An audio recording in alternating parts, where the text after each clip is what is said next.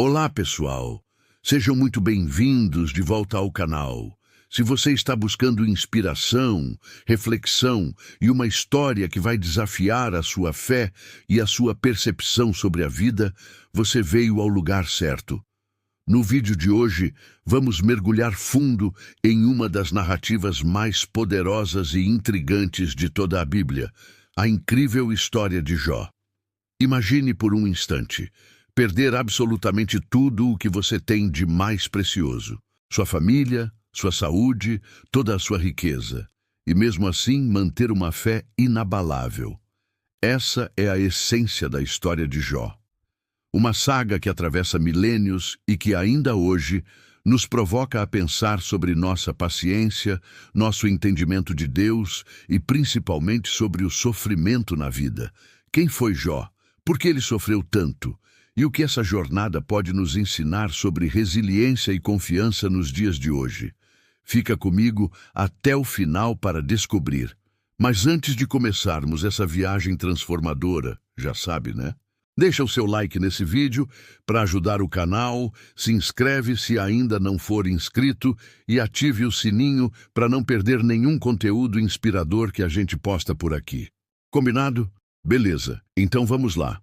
O livro de Jó é uma joia literária, localizado ali entre os livros poéticos da Bíblia, pertinho de Salmos, Provérbios, Eclesiastes e Cantares de Salomão. É considerado um dos textos mais antigos que temos, talvez até mesmo anterior à própria lei de Moisés. Jó não era uma pessoa qualquer. Ele vivia na terra de Uz, e a Bíblia o descreve como um homem do Oriente, extremamente rico, respeitado por todos e, acima de tudo, temente a Deus. Ele era íntegro, reto e se desviava do mal. Pensem bem: 10 filhos, uma família grande e próspera, rebanhos que se estendiam por onde os olhos podiam ver, uma vida que parecia perfeita em todos os aspectos. Jó tinha tudo o que alguém poderia desejar. Mas é aqui que a narrativa toma um rumo inesperado e nos leva para um cenário que poucos livros da Bíblia ousam descrever: uma reunião celestial. Sim, o livro de Jó nos dá um vislumbre do que acontece nos céus. E nessa reunião, entre os filhos de Deus, aparece Satanás. Ele se apresenta e, em um diálogo surpreendente, questiona a Deus sobre a fé de Jó. Ele não acredita na pureza da devoção de Jó, sugerindo que o homem só serve a Deus por causa de todas as bênçãos que recebe. Basicamente, Satanás diz: Jó te serve porque o Senhor o abençoa. Tire as bênçãos dele e verá se ele não te amaldiçoa na sua cara. Isso está lá em Jó, capítulo 1, versículos 6 a 12, se você quiser conferir depois. E aqui chegamos a um dos momentos mais misteriosos e talvez controversos de toda a Bíblia. Deus permite que Satanás teste Jó. Mas preste muita atenção a um detalhe crucial. Deus estabelece limites claros. A vida de Jó não poderia ser tirada. Ele poderia perder tudo, mas a sua própria vida seria poupada. Que tipo de prova é essa, não é? E o que acontece? Em questão de pouquíssimas horas, Jó perde absolutamente tudo. Mensageiros chegam um após o outro com notícias devastadoras. Seus bois, seus jumentos, suas ovelhas, seus camelos, todos foram roubados ou destruídos.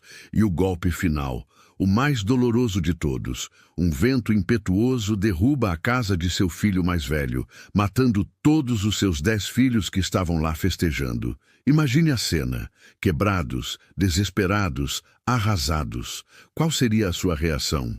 A maioria de nós, eu me incluo nisso, provavelmente cairia em prantos, em desespero, em revolta. Mas Jó nos choca.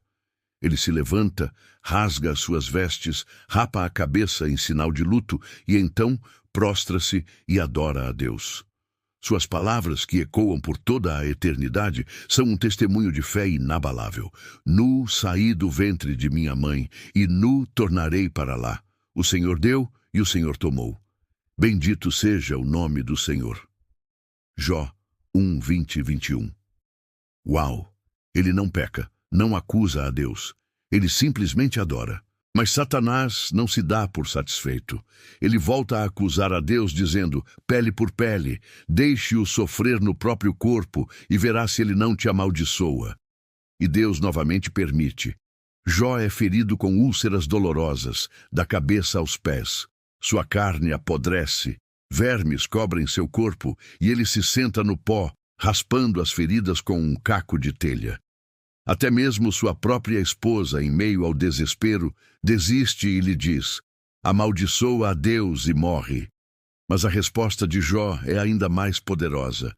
Receberemos o bem de Deus e não o mal. Mesmo na dor extrema, na humilhação total, Jó não peca com os lábios. Porém, agora, algo ainda mais pesado se instala. O silêncio de Deus. Jó sofre, mas Deus não responde. Esse silêncio começa a incomodar, a angustiar, e é nesse momento que a gente se questiona. Por que Deus permite tanto sofrimento? É então que 3 amigos de Jó vêm visitá-lo, Elifaz, Bildade e Zofar. Inicialmente, eles mostram empatia. Eles se sentam com Jó em silêncio por 7 dias, chorando com ele. Um gesto lindo de amizade. Mas depois eles começam a tentar racionalizar a dor de Jó. Eles começam a acusá-lo. Dizem que ele só pode estar colhendo o que plantou, que Deus é justo, e se ele está sofrendo tanto, é porque pecou em algum lugar. E é aqui que o livro de Jó se aprofunda na teologia do sofrimento, abordando questões que ainda nos assombram hoje. Será que todo sofrimento é um castigo por algum pecado? Será que os justos não sofrem? Essa é uma discussão que permeia a história humana. E Jó, ao longo de 37 capítulos, tenta defender sua inocência e questiona o porquê de seu sofrimento. E depois de tudo isso, após 37 longos capítulos de silêncio, Deus finalmente fala. Mas ele não surge em um sussurro gentil ou em uma visão amigável. Ele fala do meio de um redemoinho, e o mais impressionante, ele não responde diretamente às perguntas de Jó sobre o motivo de seu sofrimento. Em vez disso, Deus faz a Jó mais de 70 perguntas sobre a criação, sobre os animais selvagens, sobre as estrelas, sobre os mistérios do universo, sobre sua própria grandeza e poder.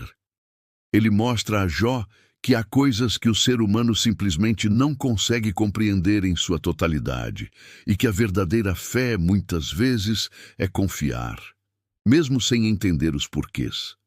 É aceitar que existe um plano maior, uma sabedoria que transcende a nossa. Jó, diante da majestade e da sabedoria de Deus, se arrepende por ter questionado os planos divinos. Ele diz, antes eu te conhecia só de ouvir falar, mas agora os meus olhos te veem. Uma revelação profunda. Ele se encontrou com Deus de uma forma que nunca havia imaginado. E o final da história? Deus restaura tudo em dobro. Jó tem mais filhos, mais riquezas do que tinha antes e vive muitos anos em paz e prosperidade, cercado de sua família.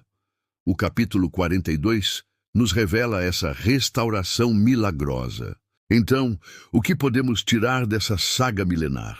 A história de Jó nos ensina lições atemporais e poderosas. Primeiro, que Deus não está ausente no sofrimento. Mesmo que não o vejamos ou não o ouçamos, Ele está presente. Às vezes, Ele está nos preparando para uma revelação ainda maior, para um crescimento que só a dor pode nos proporcionar. Nem sempre teremos as respostas para o porquê do nosso sofrimento, mas podemos ter fé. A fé verdadeira resiste à dor, resiste à perda, resiste ao silêncio. O silêncio de Deus não é ausência, é muitas vezes um convite à confiança.